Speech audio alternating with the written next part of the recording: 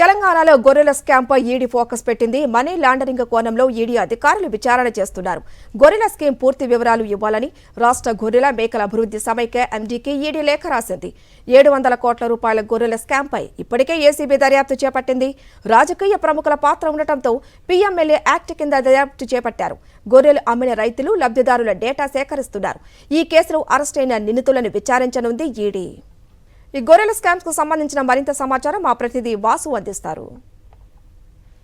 తెలంగాణ రాష్ట్ర వ్యాప్తంగా సంచలనం రేపినటువంటి గొర్రెల స్కామ్కు సంబంధించి ప్రస్తుతం ఈడీ నజర్ సారించింది. ప్రధానంగా కూడా ఆ యొక్క సంస్థ మేనేజింగ్ డైరెక్టర్ కూడా నోటీసులు జారీ చేస్తూ ఇప్పటి వరకు కూడా జిల్లాల వ్యాప్తంగా జరిగినటువంటి ఈ యొక్క స్కామ్ లబ్ధిదారులతో పాటు రైతుల నుంచి కొనుగోలు చేసినటువంటి గొర్రెల వివరాలతో పాటు ఎవరైతే ఏజెన్సీగా పనిచేశారో వాళ్ళ వివరాలతో పాటు మొత్తం ఈ ట్రాన్స్పోర్ట్ సంబంధించినటువంటి వివరాలన్నీ కూడా ఇవ్వాలని ఈ యొక్క నోటీసు అదే ప్రస్తుతం మనం చూస్తూ ఉన్నాం. ఈడీకి సంబంధించి information under section PMLA act కింద కూడా 2022 యాక్ట్ కింద కేసు నమోదు చేశామంటూ కూడా ఈడీ నోటీసు కాపీ ప్రస్తుతం సాక్షి చేతిలో ఉంది.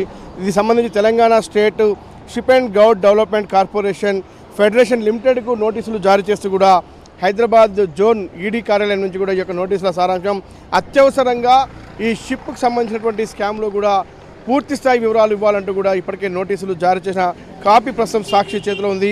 ఎస్ఆర్డీసీ కింద ఇచ్చినటువంటి పథకంలో లబ్ధిదారులు ఎవరు, జిల్లాల వారీగా ఎంతమంది ఉన్నారు, ఎంతమంది నుంచి గొర్రెల కొనుగోలు కావచ్చు, అమ్మకాలకు సంబంధించిన రైతుల వివరాలు కూడా కోరుతూ మొత్తం ఏ బ్యాంకు ఖాతాల నుంచి లావాదేవీలు జరిగాయి ఆ బ్యాంకు ఖాతాల వివరాలు కూడా ఇవ్వాలంటూ కూడా ఈ యొక్క నోటీసుల సారాంశం. అయితే ప్రధానంగా ఇప్పటి వరకు ఈ కేసులో అరెస్ట్ అయినటువంటి ఈ సంస్థ డైరెక్టర్గా పనిచేసినటువంటి రామచంద్రరావుతో పాటు ఆ శాఖ మంత్రి వైఎస్డి కళ్యాణ్ ఇప్పటికే అరెస్ట్ చేశారు. 3 రోజుల కస్టడీ ముగిసింది. వాళ్ళిద్దరిని కూడా చెంచలగూడ జైలు తరలించారు. కానీ ప్రస్తుతం ఈ కేసులో ఇప్పటివరకు అరెస్ట్ అయిన వారందరినీ కూడా ఇప్పటివరకు ఏసీబీ విచారిస్తే ఇకపై ఈడీ విచారించబోతోంది. కేవలం ఇప్పటివరకు అరెస్ట్ అయిన వారైనా ఎప్పుడో విదేశాలకు పారిపోయినటువంటి ఎవరైతే లోలోనా కంపెనీ అధినేత ఉన్నాడో అతన్ని ఇంకా అరెస్ట్ చేయాల్సి ఉంది. అతన్ని అరెస్ట్ చేసినట్టయితే ఎవరైతే యూనిట్ కాస్ట్ అధికంగా పెంచి ఈ స్కామ్కు పాల్పడ్డారో వాళ్ళ వివరాల వెనుక ఎవరున్నారు పూర్తి స్థాయిలో ఎందుకంటే ఆ శాఖ మంత్రికి ఇన్వాల్వ్మెంట్ ఉందా లేదా, రాజకీయ నేతల ప్రమేయం ఉందా, ఎందుకంటే తెలంగాణ రాష్ట్ర వ్యాప్తంగా ఉన్నటువంటి అన్ని జిల్లాలకు ఈ యొక్క స్కీమును అందించారు కాబట్టి ఈ స్కీమ్లో 1000 కోట్ల రూపాయల స్కామ్ జరిగిందనేది మాత్రం ఈడీ గుర్తించింది. కాబట్టి ప్రివెన్షన్ ఆఫ్ మనీ లాండరింగ్ కింద కూడా కేసు నమోదు చేసింది. ఈ కేసులో పలువురు నోటీసులు జారీ చేసి విచారించబోతోంది. ఇప్పటికే అరెస్ట్ అయిన వారందరినీ కూడా మరోసారి ఈడీ కస్టడీ తీసుకొని విచారిస్తుంది. ఆ తర్వాత మరికొంతమంది రాజకీయ నేతలకు ఇతర కీలక నిందితులను కూడా అరెస్ట్ చేయబోతా ఉంది ఈడీ.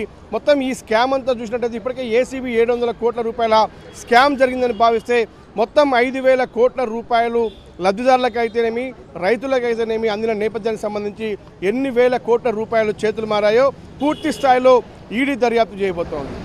ప్రసాద్తో వాసుదేవ్ రెడ్డి, సాక్షి న్యూస్, హైదరాబాద్.